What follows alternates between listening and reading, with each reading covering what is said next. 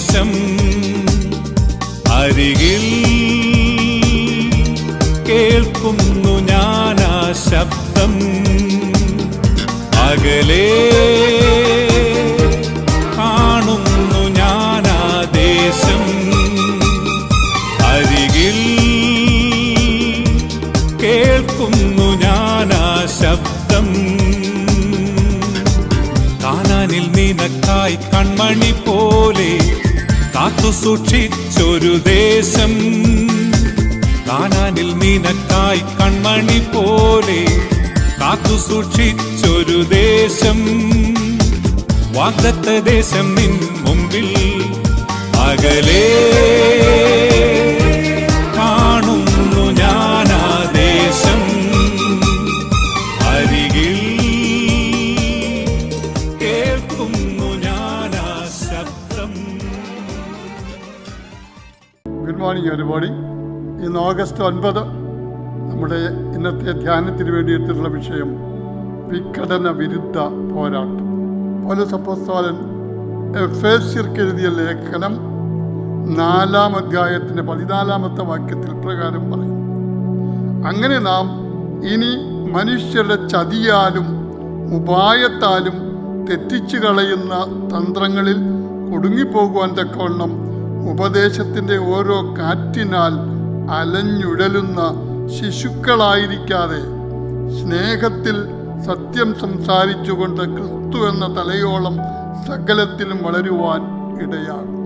മനുഷ്യര് അന്യോന്യം കുതികാൽ വെട്ടലും ചതിയും ഉപായവും കൊണ്ട് മനുഷ്യനെ തെറ്റിച്ചു കളയുന്ന വിധത്തിൽ പ്രവർത്തിക്കുന്ന സാഹചര്യത്തിലാണ് നാം ഇന്ന് ജീവിക്കുന്നത്.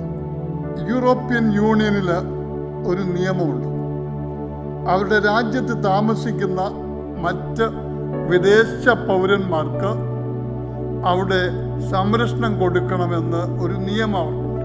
അത് എന്തുകൊണ്ടെന്ന് വെച്ചാൽ, വിദേശത്തു നിന്ന് വരുന്ന പൗരന്മാർ അവരുടെ നാട്ടിലായിരിക്കുമ്പോൾ അവർക്ക് എന്തെങ്കിലും അപകടം പിണഞ്ഞാൽ അവരെ സംരക്ഷിക്കുന്നില്ല എങ്കിൽ ആ രാജ്യത്തിനാണ് അതിന് നാണക്കേട്. അതുകൊണ്ട് തന്നെ വിദേശ പൗരന്മാർ യൂറോപ്യൻ യൂണിയനിലുള്ള ഏത് രാജ്യത്ത് താമസിച്ചാലും അവരെ സംരക്ഷിക്കുക എന്നുള്ളത് യൂറോപ്യൻ യൂണിയൻ്റെ ഒരു നിയമമായിട്ട് അവർ കൊണ്ടുവന്നിട്ടുണ്ട്. ഇപ്പോൾ അവർ പറയുന്ന ഒരു പ്രധാന പ്രശ്നം, ഏത് രാജ്യത്തും ഇന്ന് വിവര സാങ്കേതിക കണക്കൻ അനുസരിച്ച് വിവരശേഖരണം നടക്കുന്നു. അതായത് ഇന്ന് ചാരപ്രവൃത്തി മറ്റ് രാജ്യങ്ങളിൽ നിന്ന് വന്നിട്ട് ഈ നാട്ടിൽ താമസിച്ചിട്ട് ഈ നാട്ടിലെ കാര്യങ്ങൾ ശേഖരിച്ച് കൊടുത്ത് ചാരപ്രവൃത്തി ചെയ്യുന്ന കുറേ ആളുകളുണ്ട്. അങ്ങനെയുള്ളവർ യൂറോപ്യൻ യൂണിയനിൽ പോയി താമസിച്ചാൽ അവരുടെ രാജ്യത്തെ പറ്റിയുള്ള വിവരങ്ങൾ ശേഖരിച്ച് മറ്റുള്ളവർക്ക് കൊടുക്കുകയോ ഒക്കെ ചെയ്തേക്കാം എന്നവർ സംശയിക്കുന്നു. അതായത് യൂറോപ്യൻ യൂണിയനിൽ താമസിക്കുന്നുണ്ടോ എന്നതല്ല പ്രധാനം, അവർ യൂറോപ്യൻ യൂണിയനിൽ നിന്നും വിവരം ചോർത്തുന്നവരാണോ? സഭയിൽ വിഘടന ഉണ്ടായേക്കുമെന്ന് യേശു മുൻകൂട്ടി തിരിച്ചറിഞ്ഞിരുന്നു. ക്രിസ്തുവിന് അതറിയാമായിരുന്നു. അതുകൊണ്ടാണ് വിശ്വാസികളെ പ്രോത്സാഹിപ്പിക്കാനും ഒരുമിപ്പിക്കാനും വേണ്ടി പ്രവചനങ്ങളും മറ്റു വരങ്ങളും ദൈവം നൽകിയത്. വിശ്വാസികളുടെ ഐക്യത്തിൻ്റെ ഉറവിടം അവർക്കുള്ള വിശ്വാസ പ്രമാണങ്ങളാണ്.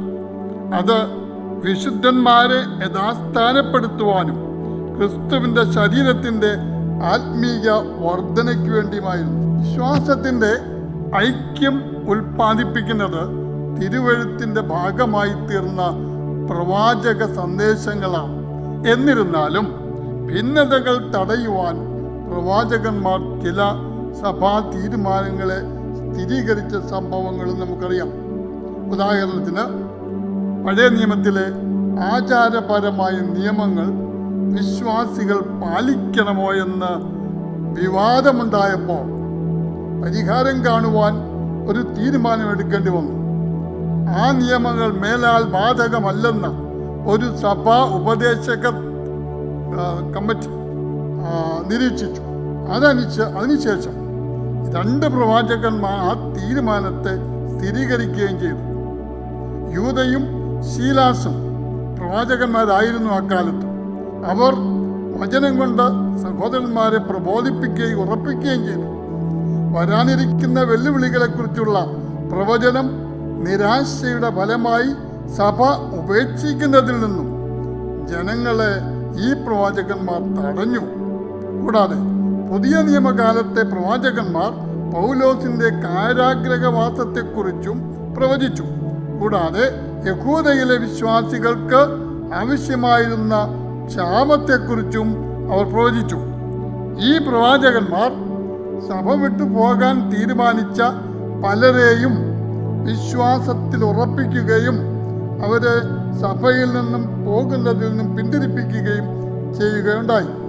അപ്പോൾ നാം മനസ്സിലാക്കുന്നത് പ്രവാചകന്മാരും അന്യഭാഷയിൽ സംസാരിക്കുന്നവരും ആരും തന്നെ സഭയ്ക്ക് വിരോധമായിട്ടല്ല പ്രവർത്തിക്കുന്നത്. സഭയെ പരിപോഷിപ്പിക്കുന്നവരാണ്, സഭയെ വളർത്തുന്നവരാണ്, വിശ്വാസികളെ വിശ്വാസത്തിൽ ഉറപ്പിക്കുന്നവരാണ്. ആയതുകൊണ്ട് പ്രവചനങ്ങളും ഇന്നത്തെ പ്രവചനങ്ങളും ബൈബിൾ ക്രോഡീകരിക്കപ്പെട്ട ശേഷമുള്ള പ്രവാചകന്മാരാരും തന്നെ ബൈബിളിന് അതീതമല്ല, ബൈബിളിനെ മറികടന്നു പോകുന്നുമില്ല. അവരും നമ്മൾ അനുകരിക്കേണ്ടവരും വിശ്വസിക്കേണ്ടവരും ബഹുമാനിക്കേണ്ടവരുമാകുന്നു.